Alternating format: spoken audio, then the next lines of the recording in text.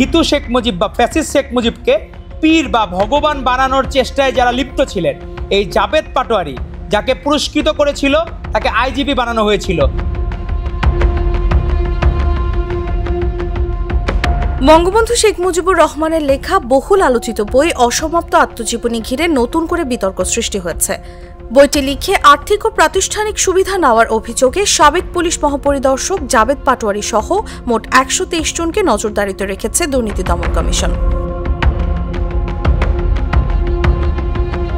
রাষ্ট্রের ১২৩ জন সরকারি কর্মকর্তা যারা এসবির অফিসার ছিলেন, তাদের প্রত্যেককে একটি করে ফ্ল্যাট আর ১ কোটি টাকা করে নগদ অর্থ দেওয়া হয়েছে।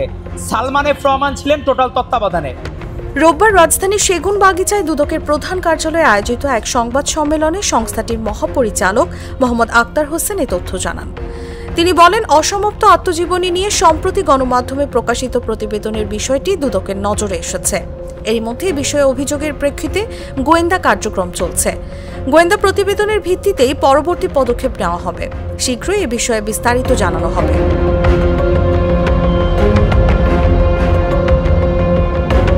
২০১২ সালে অসমাপ্ত আত্মজীবনী প্রকাশের পর বইটি নিয়ে দেশে বিদেশে ব্যাপক আলোচনা হয়। ক্ষমতাচ্যুত প্রধানমন্ত্রী শেখ হাসিনা দাবি করেছিলেন, বঙ্গবন্ধুর লেখা ৪টি খাতা সম্পাদনা ও সংশোধনের মাধ্যমে বইটি প্রকাশ করা হয়েছে।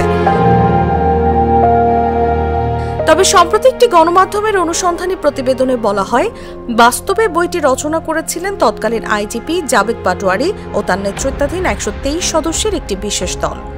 এর বিনিময়ে তারা সরকারি পদ, নগদ অর্থ ও ফ্ল্যাট পান। এই সংবাদ প্রকাশের পর বিষয়টি নিয়ে ব্যাপক আলোড়ন তৈরি হয়েছে।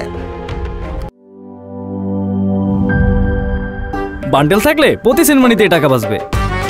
বিকাশ সেনমানি বান্ডেল কিনে জিতুন প্রতি লেনদেনে।